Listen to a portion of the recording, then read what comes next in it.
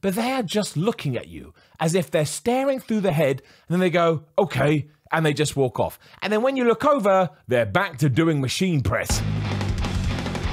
Time, I'm the Bald A-hole here. Welcome to Saturday, which is list day. I don't have a funky rhyme for that as of yet, but one day I'll come up with one which is like Saturday, list day, rest. No, I don't even know what I'm talking about. But it's just a nice way to tap into YouTube and the whole list thing that YouTube does indeed seed to love, but also give you information and hopefully entertainment in a bite-sized chunk, which is why today we are talking about 8 weird facts that no one ever tells you when you start going to the gym. Number 8 is that your legs are about to become a nightmare. Like if you're not into going to the gym and you're not a weightlifter and you don't really give a crap about fitness, your legs are just there for walking, maybe sometimes running for a train because you see the doors closing, but you don't have to worry about them outside of that unless you have some kind of health issue, but I don't want that for you. As soon as you walk into the Fitness Palace of Love, the gym, t-shirts there now, simon.bigcartel.com, didn't rip them off or anything like that, completely new design. But yes, as soon as you go into the Fitness Palace of Love, they are going to become the bane of your entire life. Because one, it's going to take you a while before you realize, oh man, I need to train my legs harder than my upper body because they're holding me up all day and therefore they really need kicking before I get to muscle synthesis. But also two, if they don't develop in the way that my biceps, my triceps, my back, my pecs, my chest are, everybody that sees me, be it in the internet or sometimes in real life, will tell me, hey bro, you got crappy legs. What, do you not train them? Now, if you don't train them, you just got to accept it, right? You just do. That's just the way of life. You should be training everything in the gym. You want to be able to achieve symmetry. But if you do, and you're kicking ass, and you're taking names, and you're giving everything you can to your quads, your hamstrings, your abductors, your calves, and whatever else, and someone decides to try and drag you down, all of a sudden, your head's going to be in the toilet. Not literally, but figuratively, you're going to be really upset, and so you should. And it's something that really gets me as well. I don't know why we're criticizing anybody. We should look at someone and go, oh, bro, you look great right now. And if they want to go, oh, yeah, I need to work on my quads or whatever, you go, yes, that makes sense.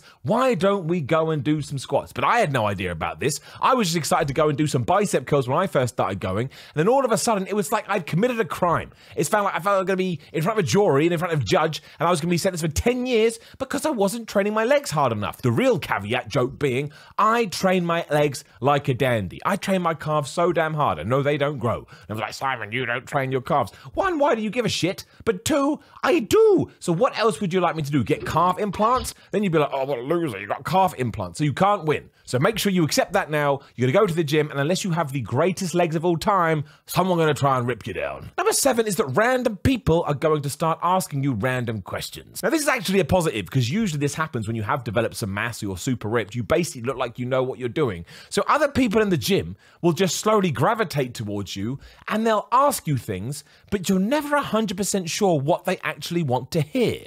So they may say to you, oh, dude, you got really good arms. How can I get good arms? And you may say, or at least this is what I would say. I'd say, well, I don't really train my arms specifically. I do them as part of a push-pull legs routine. They'll go, what does that mean? I say, well, I do push on Monday, I do blah, blah, blah, blah. And they go, yeah, but how do you get really big arms? You're like, I don't think you just heard a word I said. But okay, if you do want to isolate them, make sure you work the tricep as well as the bicep, because everyone's focused on this and everyone forgets tricep means 3, so it's even bigger. You can't just ignore it. Your arms are going to look absolutely crap. And maybe you can do some hammer girls, maybe you can do some pull downs, maybe you can do some skull crushers, but they are just looking at you as if they're staring through the head, and then they go, okay, and they just walk off. And then when you look over, they're back to doing machine press. So again, nice pat on the back for you. You have achieved such status in the gym that people think they can ask you for advice, but they don't ever take it. So you're like, okay, they enjoyed what I looked like, for lack of a better term, but now we've arrived at the end result. They didn't want to take on what I had to say, so essentially, you just wasted precious hours in my life. Number 6 is that nobody knows what they're doing. And obviously saying nobody is a wild exaggeration, but you wouldn't let somebody drive heavy machinery unless they've been trained. There'd be safety protocols, and there'd be some kind of manual, and there'd be a teacher. But in the gym, although sometimes people do get inducted, although it's very rare these days, you'll see people doing crazy dangerous exercises, having no clue what they're doing, and essentially putting their lives at risk, if we want to time this hyperbole up to 10, and yet they're allowed in the gym. No one ever says anything to them, and they go back every single day, and they never learn, and they never educate themselves. And it's always with the cables. There's always somebody trying to do something on the cables, and they are just flying around on the thing, like they're a witch on their broom, like Dorothy's about to get here, kill the trolls, whatever they have in that movie. I can't remember. There was a lion and a sand castle. Who even knows? But that doesn't happen anywhere else. It really, really doesn't. You have to be observed to make sure you're not going to injure yourself. But some of the things I see in gyms, when people are doing tricep pull downs especially, and they're sort of like about 10 feet away from the machine, and they're just pulling it all which way, and sometimes they bend down on one knee, and sometimes they're just poking it into their eye,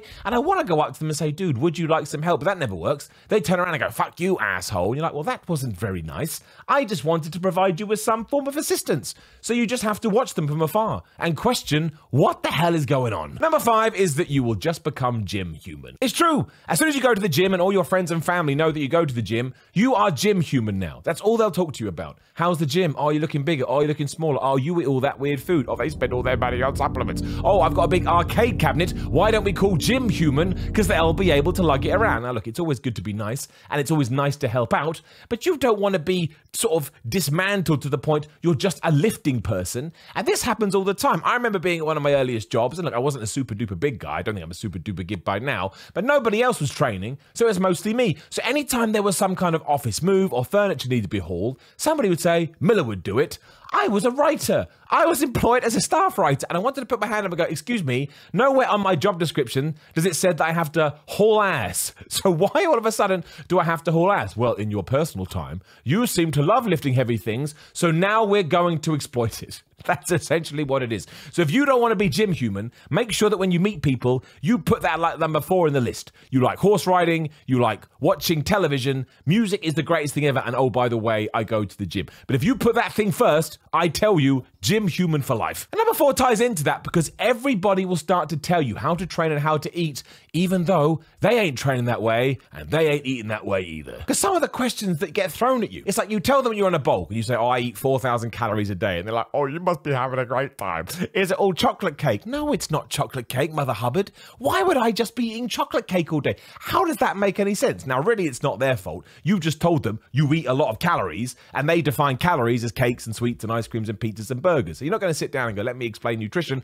because they don't care. Because if they did, they wouldn't be asking you stuff like this. But this mutates as well, because when you do try and explain a little bit, the next time they meet them, they go, oh, bet you're not eating any fat at the moment. What do you mean I'm not eating any fat at the moment? Well, you don't want to get fat. That's not how fat works. You can get fat off eating a bunch of protein. So they are explaining to you what you're doing. And even though once more you tried to correct them, they don't want to hear it. It goes back to the guy from earlier. So forever, you are just this person that eats no fat, even though you've got plenty of fat in your diet, and you're eating chocolate cake all day. And then you will meet an acquaintance of theirs, and you must have come up in conversation, and Brian will meet you, and Brian goes, oh, you're the dude that eats chocolate cake all day, but also avoids fat. And you're like, do you understand how these two sentences don't marry up at all, and they don't make any sense, and they don't know because they don't care. And they go, oh, do you go to the gym every day? And when you go, no, about 5 days, you go, oh, lazy. Lazy? You don't go at all. Number 3 is that random shit will just hurt. You just got to be prepared for it. It's true. You have to expect your shoulders are going to break down, because shoulders are just a bunch of trash to begin with. But you'll get funny pains in your forearm, and you won't know what it is. And it's just the gym doing its thing, which is why, making sure you're preparing yourself for longevity is really important. Make sure that you are doing dynamic stretching and cardio before you work out. Make sure you're foam rolling and stretching after you work out. On your off days, do yoga, do something in order so you can still lift weights and be fit when you're on your 40s, 50s, 60s, 70s, 80s, 90s, 100s. Why the hell not? Because it's going to happen regardless, right? It's going to happen regardless. Even if you do incorporate all that stuff, it's still wear and tear. You're still a human being that's getting older. So you want to put yourself in the best possible position so you can avoid it, even though it's not actually avoidable. But if you don't do this stuff, you're just going to be a walking mess. And people go, oh, you can't be training very well. That's not how it works. Even if as a human, you sit down for, say, 75 years, eventually things just start degrading. Because I always say this, I don't mean to lower the tone, but as soon as we're born, you're essentially on a one-track path to die. The only time you're 100% it's when you're just born, like that. Hop, 100%, hop. And then 2 seconds, I need milk, 99%.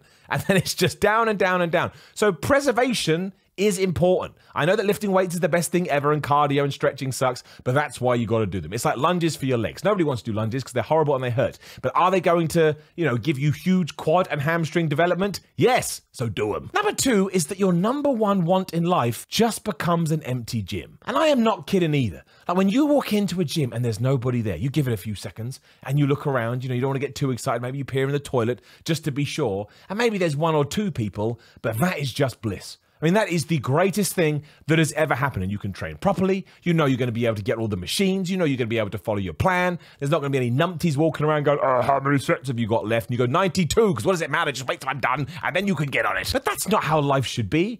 You shouldn't be doing something you love so much that you yearn for an empty place. You should love the social vibe of it, but it doesn't happen. It doesn't happen. Maybe when you go for your friends when it's great, but when everybody else is strangers in there, a busy gym is the worst thing ever. And you don't really think about that the first time you go. Maybe you're a bit intimidated because of course you would be first time in a gym. Oh, I can't believe it. I'm terrified. But it doesn't really think, oh, this is going to tie into my productivity. Spill forward 5 years, and yeah, you want to get a gun. You just want to threaten people. You're not going to shoot anyone because that'd be crazy. You just want to threaten people so they leave the gym. Now, that's only going to give you around about 15 to 20 minutes of lifting time because then you're going to be arrested. But I understand the thought. It is horrible. And number one is that it never changes, right? Because if you're a novice lifter, you won't know this. If you're an advanced lifter, you absolutely will. You can start going in the year 2000. And here we are in 2021. And while you will, of course, get better and you educate yourself and your nutrition and training will, move forward, you are essentially always doing the same thing. You go to the gym and you try and outlift what you did last week. And sometimes you'll do different outlifting exercise, but it's all exactly the same. And that's when you know that you love it. Because I've been going to the gym for a long ass time. And aside from a few days when I'm tired and maybe had some bad news, I always look forward to it. It's a joy. When I think, oh man, I get to do this later. I can't wait till sort of 5, 6 o'clock, which is when I usually go to the gym. Because it's just the best thing ever. It's all I want from my life. And yet I've been doing it all this time, which is why I say if you are going to the gym and it doesn't work for you, find something else. Find something else that gets you excited to be there every single day, and you've essentially prepared yourself for life. So there you go, 8 odd facts that nobody will ever tell you about the gym, but I've just told you, and it's because I've been through every single one. Now, please do like the video, share the video, and subscribe. Click the bell, ding, ding, so you know when other videos are going live. There's another video right there. Please do give it a click. YouTube loves it. Brand new merchandise out now, simon.bigcartel.com. Patreon.com/simon316 for, what did you do? Patreon, obviously support what I was talking about. Greg Doucette, Power 13 Cookbook. I'm breaking. I'm actually a robot. Link in the description. Use the code Simon15. Have a good, sustainable diet. So once again, you're enjoying that too. Instagram and Twitter at Simon316. I just need to slow down. Clearly I had way too much coffee today. Not true, I don't drink coffee. I'll see you soon.